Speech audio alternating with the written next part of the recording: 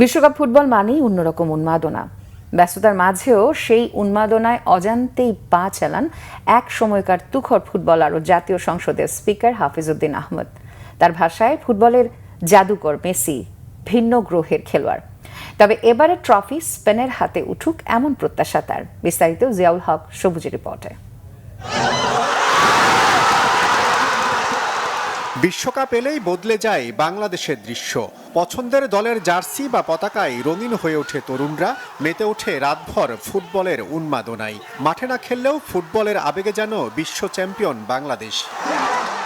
Argentina বা Brazil এদের বিজয় কেনিসকে বিজয়ী ভাবে, এটা আমার কাছে আমি অবাকই হই। তবুও খেলাকে ভালোবাসে। ফুটবল আমারও একসময় খুব প্যাশন ছিল। 1967 থেকে 70 সাল পর্যন্ত অখণ্ড পাকিস্তানের হয়ে জাতীয় ফুটবল দলে খেলা তুখোড় খেলোয়াড় ও অধিনায়ক হাফিজউদ্দিন আহমেদ। বিভিন্ন শ্রেণী পেশার ভক্ত সমর্থকদের এই উন্মাদনা স্বপ্ন দেখায় তাকেও। স্পিকারের আসনে বসে সংসদ পরিচালনায় ব্যস্ত সময় পার করলেও মন পড়ে থাকে বিশ্বকাপের মাঠে। আমি তো একসময় ফুটবল পাগল ছিলাম। 17 বছর ঢাকায় খেলেছি ফুটবল লিগে, জাতীয় দলেও খেলেছি। খেলা ছাড়ার পর 7 বছর ফুটবল ফেডারেশনে ছিলাম, প্রথমে সাধারণ সম্পাদক, তারপর সভাপতি হিসেবে। ফিফাতেও ডিসিপ্লিনারি কমিটি এবং অ্যাপিল কমিটি, দুটি কমিটিতে আমি সুযোগ পাই এবং দুটি বিশ্বকাপে পারফর্ম করি। একটা হলো 86-এর মেক্সিকো বিশ্বকাপ, অপরটি হলো 94 সালে আমেরিকা যুক্তরাষ্ট্রে যে বিশ্বকাপটি হয়েছিল, সেখানে ম্যারাডোনাকে, আমি ডিসিপ্লিন কমিটির সদস্য ছিলাম। আমরা ম্যারাডোনাকে ড্রাগ গ্রহণের অভিযোগে তাকে শাস্তি দিয়েছিলাম।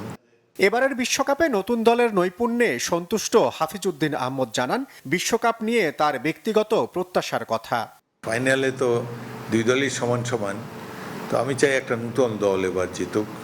স্পেন তারা ভালো খেলে এসেছে, তাদের রক্ষণ ভাগ অত্যন্ত সুদৃঢ়, আর ইয়ামালের মতো দুর্দর্শ ভবিষ্যতের একজন তারকা, সে আরও অনেক নাম করবে, মেসির কাছাকাছি যেতে পারবে আশা করি। মেসি তো অন্য গ্রহের খেলোয়াড়, মেসির সাথে কারো তুলনা হয় না। আপাদমস্তক রাজনীতিতে সময় দেয়া সাবেক এই মুক্তিযোদ্ধা ও সেনা কর্মকর্তার চাওয়া বিশ্বকাপ উন্মাদনার সুযোগে নতুন প্রজন্মকে মাঠে ফিরিয়ে আনার। জনগণের মধ্যে যে এই ফুটবল উত্তেজনা ছড়িয়ে পড়ছে, এটা বাংলাদেশের মানুষের জন্য একদিক থেকে ভালোই হবে। তারা এই মাদকের প্রভাব মুক্ত হয়ে খেলাধুলাকে ভালোবাসবে। মহিলারাও এখন খেলাধুলাতে খুবই আগ্রহী, তারাও ওয়ার্ল্ড কাপ নিয়ে মাথা ঘামাচ্ছে, কোন দলের সমর্থক হয়ে তারস্বরে চিৎকার করছে নিজের দলের পক্ষে। এটাও একটা আধুনিকতার লক্ষণ এবং সব কিছু আফটারঅল ক্রীড়ামোদীরা যদি আনন্দ পায়, সেটাই আমাদের জন্য খুবই আনন্দদায়ক ব্যাপার। বাংলাদেশের ফুটবলকে এগিয়ে নিতে বছর জুড়ে বয়স ভিত্তিক আরও বেশি প্রতিযোগিতা আয়োজন ও জেলা পর্যায়ে প্রতিভা অন্বেষণের তাগিদ দেন জাতীয় পুরস্কার জয়ী এই খেলোয়াড়। ফুটবল তো সবচেয়ে জনপ্রিয় খেলা, কিন্তু আমাদের এত বেশি দর্শক শ্রোতা উন্মাদনা থাকার পরও ফুটবলের মানটা আশানুরূপ নয়। প্রধানমন্ত্রী তারেক রহমানও খেলাধুলায় বেশি ইন্টারেস্টেড দেখলাম, তার মেয়ে সেও ফুটবল খেলতো লন্ডনে। সব দিক দিয়ে খেলাধুলার একটা অনুকূল পরিবেশ আমি দেখতে পাচ্ছি। এখন যারা বিভিন্ন ফেডারেশনে আছে খেলাধুলা পরিচালনার দায়িত্বে, তারা একটু যদি প্ল্যান প্রোগ্রাম করে আগায়, একটা ভবিষ্যৎ পরিকল্পনা করে সেই পরিকল্পনা ধীরে ধীরে বাস্তবায়নের পথে এগিয়ে যায়, তাহলে আমাদের খেলার মান নিশ্চয়ই আরও উন্নত হবে এবং দেশবাসীর আশা পূরণ করতে সমর্থ হবে আমাদের জাতীয় দল।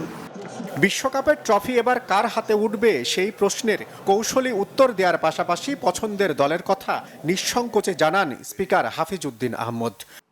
আমি প্রথাগতভাবে অনেক আগে থেকে ব্রাজিলের সাপোর্টার ছিলাম, সেই 50-এর দশক থেকে। সেই রাজনীতিতে যেমন দল পরিবর্তন করি নাই, ওইটাতেও ব্রাজিলের সাথেই আছি। তবে আগেই বুঝেছি যে এবার ব্রাজিল ভালো করতে পারবে না, সেমিফাইনালও যে আসবে না, এটাই আমার প্রথম খেলা দেখে আমার বোঝা হয়েছে। প্রশ্নও রাখেন বিশ্বকাপকে ঘিরে এই উন্মাদনা কি শুধু সমর্থনের মধ্যেই সীমাবদ্ধ থাকবে, নাকি এখান থেকেই জন্ম নেবে ফুটবলের নতুন স্বপ্ন, যেখানে বেড়ে উঠছে আগামীর স্ট্রাইকার। জিয়াউল হক সবুজ, বাংলাভিশন, ঢাকা।